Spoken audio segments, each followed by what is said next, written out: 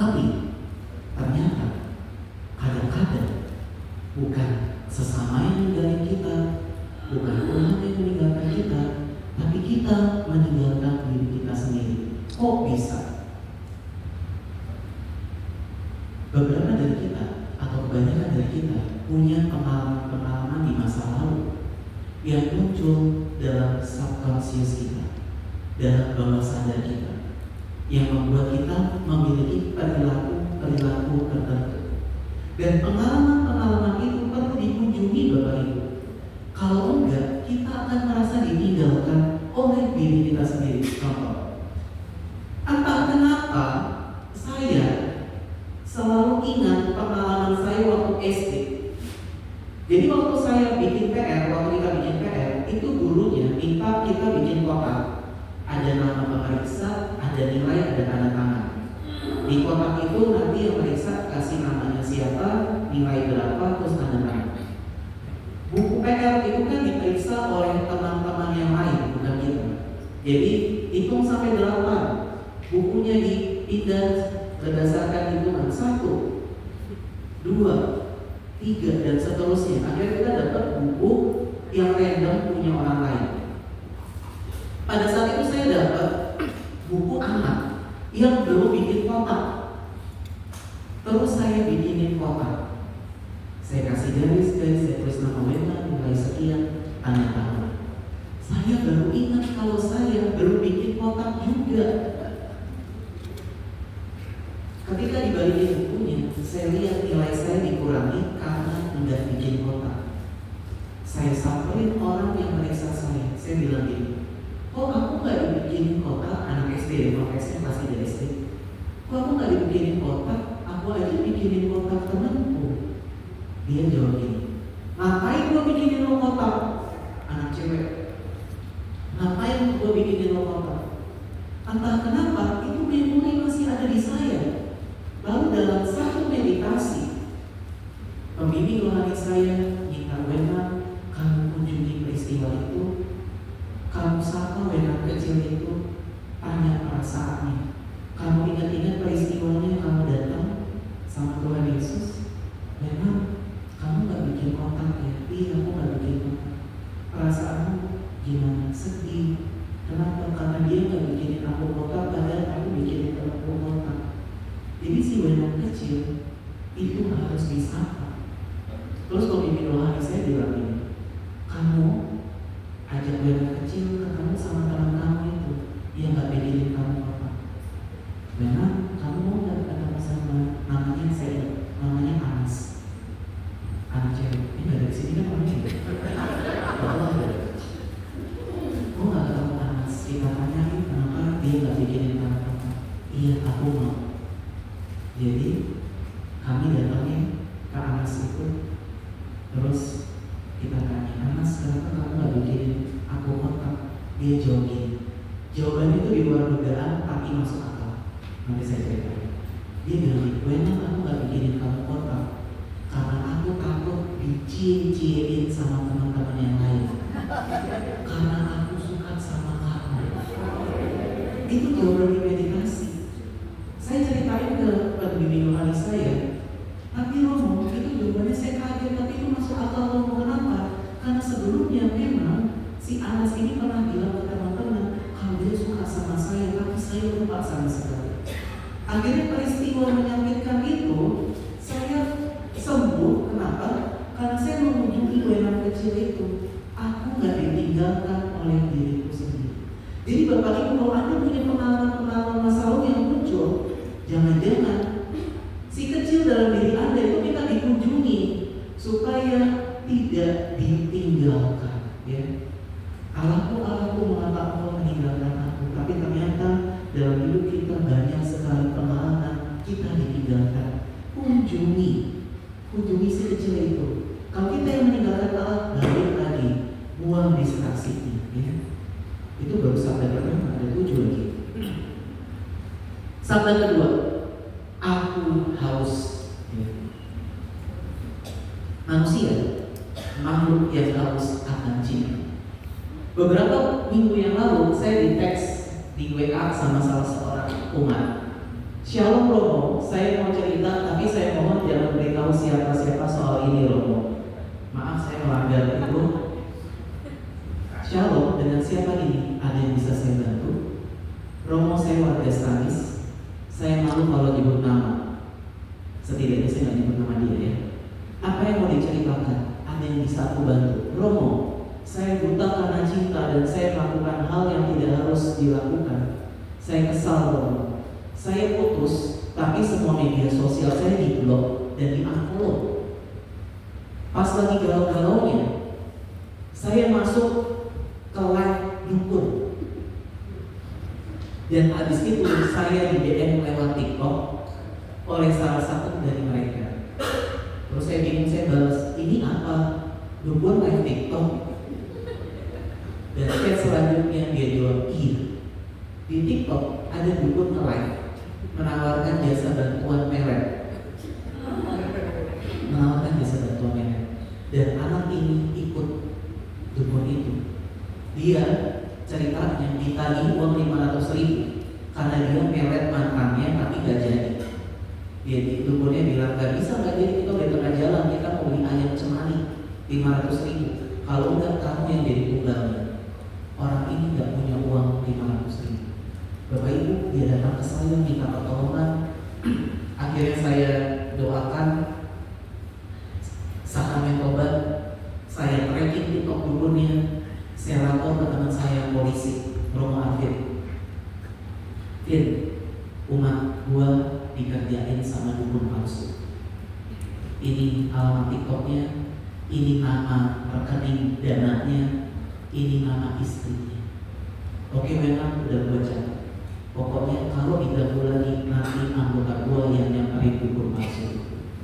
Akhirnya saya sampaikan ke anak ini, Romo terima kasih, terima kasih, terima kasih. Rasa ingin dicintai, manusia tuh harus pengen dicintai. Tetapi kalau kita nggak sampai pada ketemuan bahwa kita dicintai oleh Tuhan sejak semula, kita akan cari cinta kemana-mana. Makanya kita harus tahu bahwa kehausan itu sebenarnya sudah dipenuhi oleh Tuhan sejak semula. Neraka itu adalah terpisah dari cinta Allah. Orang yang mudah terluka, sakit hati, mencari sumur yang kering, kecanduan yang membuat hati semakin kosong. Karena aku tidak dicintai. Saya sampai usia tertentu, gak tahu kenapa, selalu marah sama mama saya. Lihat mama saya kesel. Plus kalau saya lihat tembok yang retak, saya takut. Jadi saya fobia tembok retak, sama ada rasa marah ke mama saya gak kenal. Suatu ketika saya ikut retret pendidikan batin di Tumpang Malang, Putri Karmel. Ini waktu saya masih kuliah di Undip, jadi saya tiap tahun retret. Waktu itu ikutnya retret penyembuhan batin.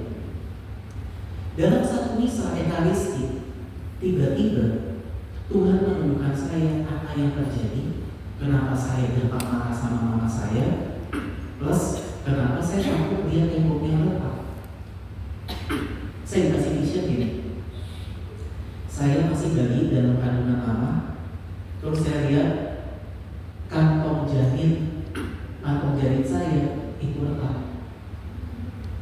Saya diberi pemahaman bahwa saya nyaris gugur dalam kandungan. Pulang, saya konfirmasi mama saya, pernah nggak ada kejadian yang bikin aku hampir gugur dalam kandungan? Mama bilang, iya. Kok kamu tahu dari mana? Mama cerita dulu. Dulu, waktu hamil saya, papa saya anak Vespa. Ya. Mereka kemana-mana naik Vespa. Waktu itu habis hujan, jalanan licin, mama saya bonceng papa saya. Pas mau bonceng, mama saya belum duduk, papa saya udah ngegas Vespa-an.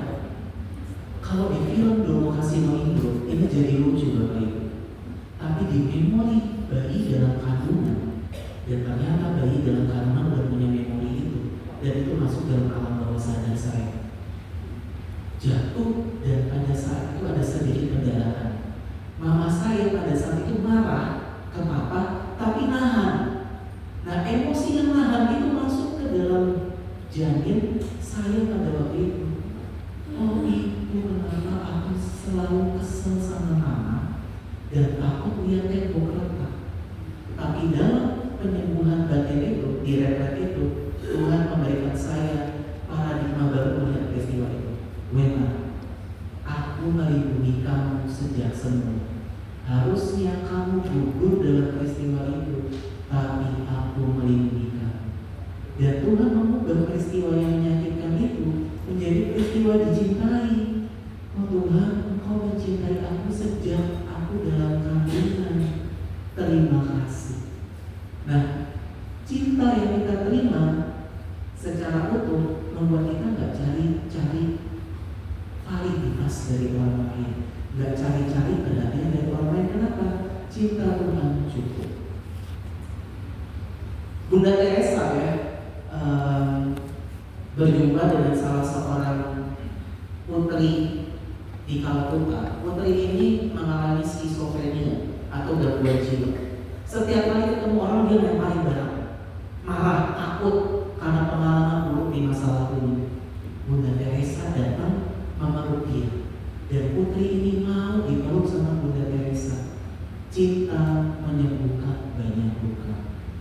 Ketika kita haus akan cinta, kita minta dipenuhi oleh Tuhan rasa haus itu. Itu yang kedua. Yang ketiga ya, ibu inilah anakmu, inilah ibumu ya. Maria memulihkan keluarga. Ketika Yesus di kayu salib, dia bilang ibu ini anakmu, anak ini ibumu. Itu berarti ada sesuatu yang penting. Satu, ada dimensi keluarga yang hadir di situ, dan peran Maria memulihkan keluarga itu.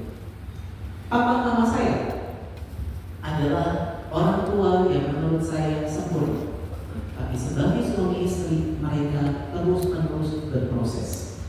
Mereka itu tukang berantem Bapak dari saya kecil. Ini masuk di core memori saya, kelas 6 SD.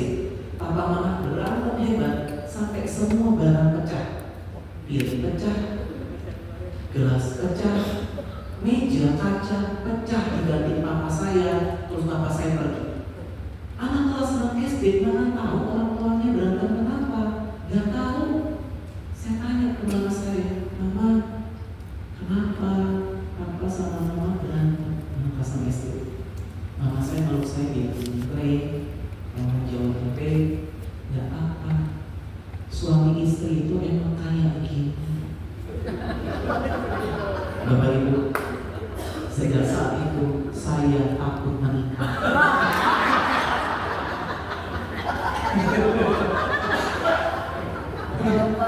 Suami istri kayak gini serem banget kalau saya. Gila, pernikahan itu mengancam nyawa dong.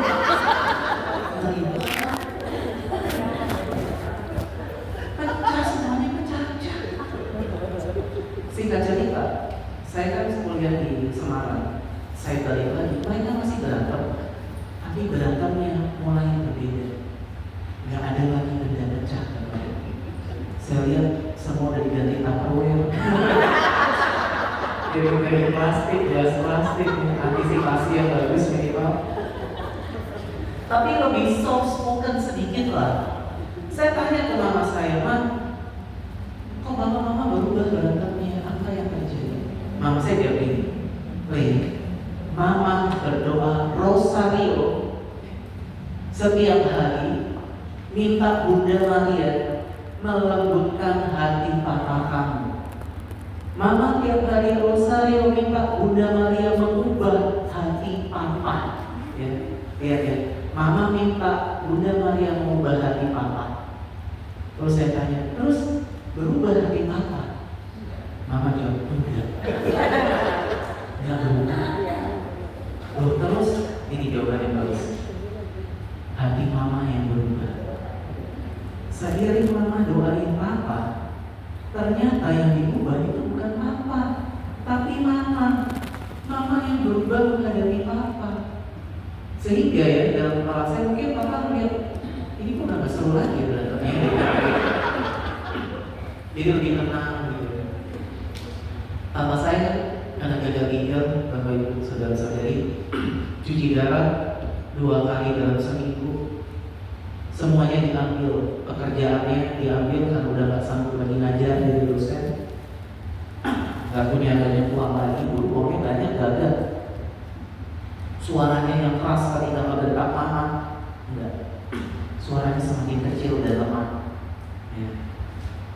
Yang gak diambil dari Tuhan cuma istrinya untuk menemani dia cuci darah 2 kali dalam seminggu. Sekarang mereka setiap minggu setidaknya 2 kali mereka jalan-jalan berduaan ke rumah sakit. Cekak-cekak gitu. Mama, seiring berjalannya waktu ya, pendengarannya berkurang. Sekarang mereka kalau berantem, yang satu suaranya kecil, yang satu udah dengar. Jadi rumah damai. Dulu saya malas pulang ke rumah, sekarang saya senang ya, karena damai ya. Yang satu suaranya kecil, satu nggak dengar, berantem mereka. Tapi saya kira itu proses perjalanan keluarga itu dipulihkan. Kita nggak tahu gimana Tuhan memulihkan keluarga. Kenapa keluarga perlu mengalami pemulihan? Karena dari keluarga, anak-anak itu bertumbuh menjadi pribadi yang utuh. Anak-anak itu melihat Tuhan dari papa mamanya, dari orang tuanya, nggak dari siapa-siapa. Kalau bicara tentang Tuhan baik-baik, anak-anak masih lihat dari orang tuanya. Saya itu suka kesel sama Romo, salah seorang Romo ya, teman saya. Saya nggak tahu kenapa saya kesel banget lihat dia. Benar ya? Ini orang sebenarnya nggak salah banyak, nggak salah tapi kesel lihatnya. Setelah saya lihat, ternyata Romo ini cari perhatian, caper, Romo yang caper. Tetapi ada teori psikologi yang bagus. Apa yang Anda lihat dari diri orang lain itu adalah cerminan Anda sendiri.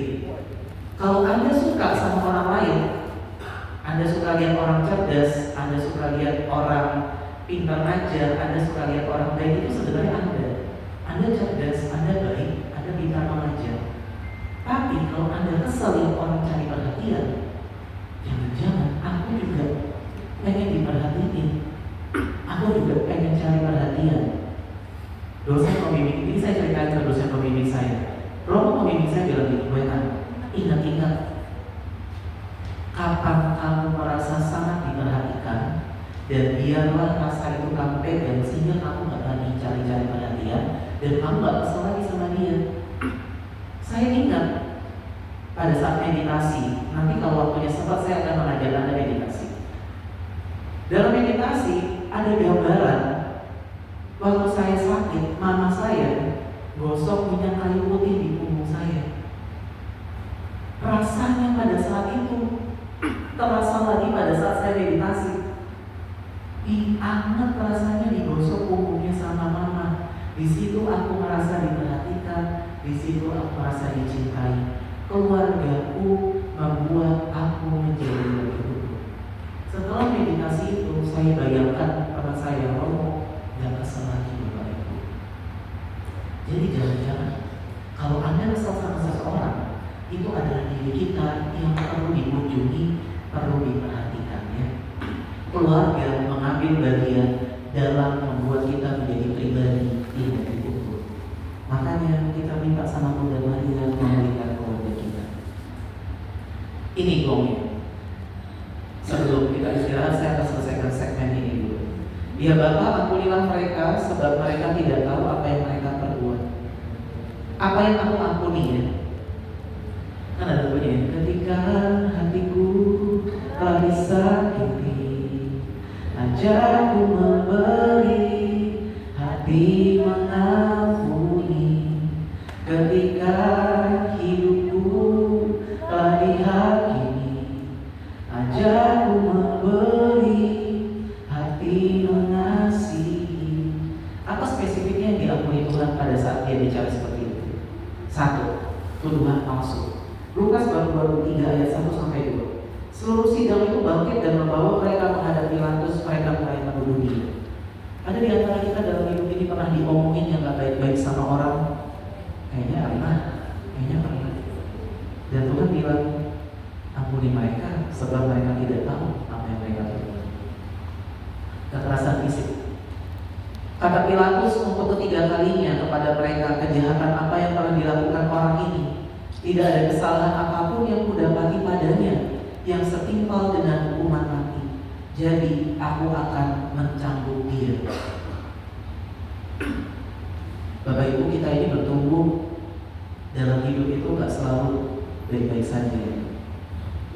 Kadang apa yang dilakukan orang tua kita atau pengalaman di masa lalu, khususnya kekerasan fisik, itu masuk di dalam subconscious kita, bawah sadar kita. Ada seorang, tadi pagi saya baru baptis anak ya, saya mau pilih ke mereka. Bapak Ibu, kami mami, papa mama, kita tumbuh gak sempurna. Kadang-kadang alam bawah sadar kita itu menduplikasi apa yang pernah kita alami. Anaknya lagi pegang sambal, sambil gambar-gambar, sambalnya tumpah, berjajaran kemana-mana, emosinya naik, tangannya mulai gerak, dipukul anaknya. Kenapa aku melakukan itu? Ternyata dulu aku pas kecil, aku dipukul sama bapakku.